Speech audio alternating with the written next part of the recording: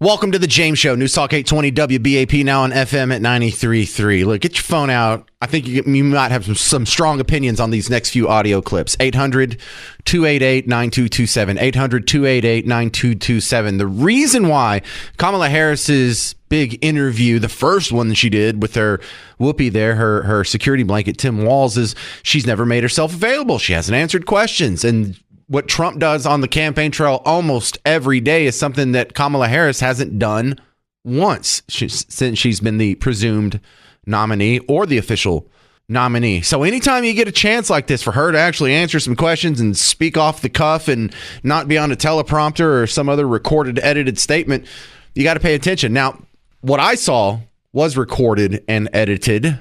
So we still don't have a live, off the cuff for a long amount of time, just answering of random questions with no structure or whatnot. But this is terrible. This is even edited. And I don't know, maybe she got the questions in advance, maybe she didn't.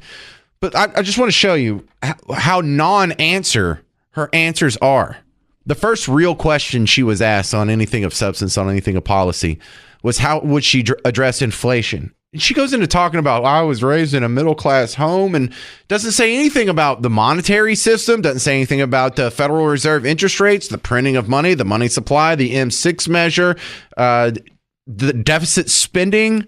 None of that. Listen to this non-answer. This is how she would address inflation. When we talk about bringing down prices and making life more affordable for people, what are one or two specific things you have in mind for that? Well, I'll start with this. I grew up a middle-class kid. My mother raised my sister and me. She worked very hard.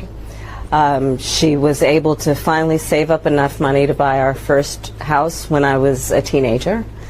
I grew up in a community of hardworking people, construction workers and nurses and teachers. And I try to explain to some people who may not have had the same experience, what does that have to do with inflation? I grew up in a neighborhood of folks who were very proud of their lawn. No one gives a damn about your neighbor's lawn. And I was raised... Look, here's some, just to give you an example of what a real answer would look like. Here's what I would do. I would try and balance the budget so we wouldn't have to print money every year, so we wouldn't have to print $1.8 trillion and just throw that into the money supply, chasing after the exact same amount of goods. I would reduce the cost of energy. I would relax restrictions on drilling and on refining, and so the price of gas would come down. And so every time someone has to ship food to the grocery store, it costs them a little bit less, and that would put downward pressure on inflation. There's other real answers I could say. I would never go into my neighbor's lawn when I was growing up if someone asked me about inflation. And so, when I heard that first question, that's when it started. That first answer, I was asking myself, I can't decide if she is a dumb person acting smart or a smart person acting dumb. Similar answer on what would you do about housing costs? Do you think she's anywhere in the arena of an answer on housing costs? Look, we don't have enough housing in America. We have a housing supply shortage. And what that means, in particular for so many younger Americans, the American dream is elusive. It's just actually not attainable. Why would you say that? You're in office right now. The American dream is unattainable? Was it unattainable 4 years ago when you got into office and you ruined it, or has it been unattainable this whole time? There's never been such thing as the American dream. How come you didn't fix it in the last 3.5 years? What policies of Joe Biden would you choose differently in order to have a different result? In fact, that was the next question. Tell me some differences in policies between you and Biden. Check out this. My wife came up with the term air bidet. I wish I could take credit for that, but I got to give credit for that creative genius to the great Miss Parker. Hi, Miss Parker. She's an air bidet. Feel free to use that. But this is how she differs from Biden in policy. If there are one or two spots, policy areas or approaches where you would say, I'm a different person. Well, I'm obviously not Joe Biden. And, I offer a new generation of leadership. And so, for example, thinking about You're developing 60. and creating an opportunity economy where... What does that mean? It's about investing in areas that really need a lot of work. And maybe focusing on, again, the aspirations and the dreams, but also just recognizing that at this moment in time, some of the stuff we could take for granted years ago, we can't take for granted anymore. For example, another plan that I have that is a new approach is to expand the child tax credit to $6,000 for young families for the first year of their child's life. because that is obviously a very critical stage of I can't development. do this anymore. I can't. She's so like not even close to an answer. You know how hard it is to just not hit stop on the recording process when I'm recording this and editing it for you. So the question is Kamala a dumb person acting smart or a smart person acting dumb? 800-288-9227. JD in Dallas, what do you think? I went to college in the mid-'70s, and she already admits she smokes pot. She's stoned out of her gourd. Smoke weed every day. Word salads. I think she's lying about smoking pot all the time. I think she was saying that because she was in a hip-hop setting. She was on a hip-hop show, and she knows that's cool, and that's what the cool kids are doing. And I think she was lying. I think she just says whatever the audience in front of her wants to hear. She's very Machiavellian in that respect, although you could be right. She does kind of sound like she's stoned. I mean, I was around a bunch in the 70s, let me tell you. And that's her right there. All right. That's a good guess. That's JD in Dallas. What do you think? 800-288-9227. 800-288-9227. It's The James Show. News Talk 820 WBAP, now on FM at 93.3. Hey, welcome to The James Show. News Talk 820 WBAP, now on FM at 93.3. All you people reaching out on Facebook message and sharing your theories or trying to correct me or tell me I'm wrong or whatever, this is a perfect time to do it. Tell me I'm wrong. I'm not going to get my feelings hurt at all. Some of you sound like almost like hesitant, like, hey, man, I'm not trying to tell you you're an idiot or anything, but I don't think this guy's working by himself. Okay, fine. That's fine. What do you think? I'm going to get offended? I don't know what's going on. We're trying to figure it out. So look, and I have some pretty thick skin. You don't have to worry about me being too sensitive or telling me I'm wrong. Send me a Facebook message. Argue with me. I love it. 800-288-9227 if you want to argue with me in a voice call on the show. But don't be so shy to talk to me. My next guest is going to bring up something that you probably don't want to hear about, but it does have an effect on the culture, whether you like it or not. Taylor Swift. Why are we talking about Taylor Swift on the James Show? Well, Taylor Swift has now officially endorsed Kamala Harris. Trump's reaction is something that we're going to have to break down for you. John Rizvi's back on. He's the patent professor. Welcome back to the James Show. So what is the current plot line we have going on with Taylor Swift and Donald Trump, John? Yeah, well, first of all, always a pleasure to be here. The plot line changes very rapidly. I mean, Taylor Swift's got her Eras Tour T-shirts, which are incredibly well known. They're selling. They're very popular. And then in the last few days, Donald Trump's campaign has come up with a Donald Trump Eras Tour T-shirt as well, strikingly similar to anybody that's familiar with them. There's no doubt that Donald Trump's T-shirt was inspired by Taylor Swift's T-shirt. In fact, it's really hard at a distance to really tell one from the other. Yeah, is there going to be a copyright infringement or some sort of trademark infringement? Because parody has been protected. You're allowed to parody other people's ideas or logos or designs. Is that going to be enough to protect him here? Or is he in some sort of intellectual property violation? Yeah, so that's actually going to give him a lot of protection. And the biggest factor is that it's, even though the shirts are confusingly similar, there's two aspects. One is copyright infringement. The other one's trademark infringement. The test for trademark infringement is consumer confusion and whether somebody would purchase one thinking that it was a product, thinking that it was the other. That's highly unlikely in a case like this, when you have people purchasing the shirt really for purposes of showing their support for a candidate. So it's going to be an uphill battle for Taylor Swift to show that people are purchasing Donald Trump's campaign T-shirt thinking that it was Taylor Swift's. There's a lot of factors the court will look at where they are purchasing. Like if they're on the Donald Trump campaign website purchasing a T-shirt, it's going to be hard to convince anyone that purchaser is actually believes that they're buying the Taylor Swift T-shirt. So that's counting against Taylor Swift's trademark infringement lawsuit. Now, as far as copyright, there's a lot of basis for a fair use defense that the Trump campaign could use. including, in fact, even that a part of it is free speech, and it's a restriction on free speech to prevent their sale.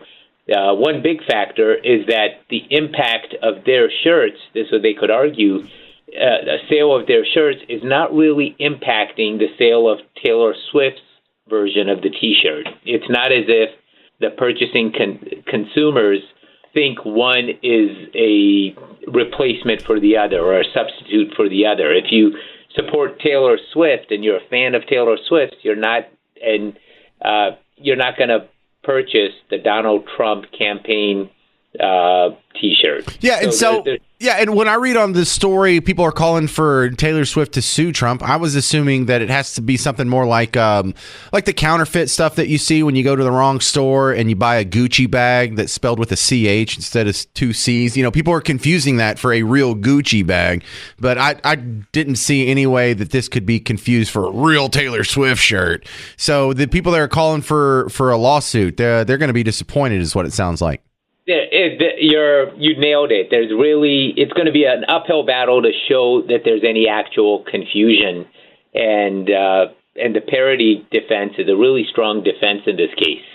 All right. Well, I hope this is the last of Taylor Swift's intervention into the election cycle. John Rizvi, where can they find your work outside of the James Show? Yeah, so the website is The Patent Professor, and that's our handle pretty much on all social media. So Facebook, Twitter, Instagram. Just type in The Patent Professor and you'll find us. All right. Let me know if any other intellectual property election-related stories come up. I'd love to have you back on, John. Yep, of course. They seem to never stop this with this election. It's one after the other.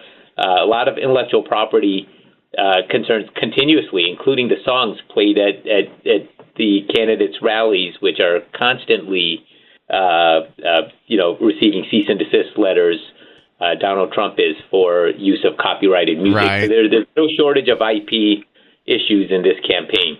No kidding. I guess not. All right. This is John Rizvi. Find him at thepatentprofessor.com. If you have some intellectual property issues, you know a patent professor now. Thepatentprofessor.com. All right. When we come back to the phones we go. I want to hear your thoughts on what happened yesterday, what happened with the interview clips I just played. You can talk about what John Rizvi and I were just talking about and that latest twist subplot in election 2024.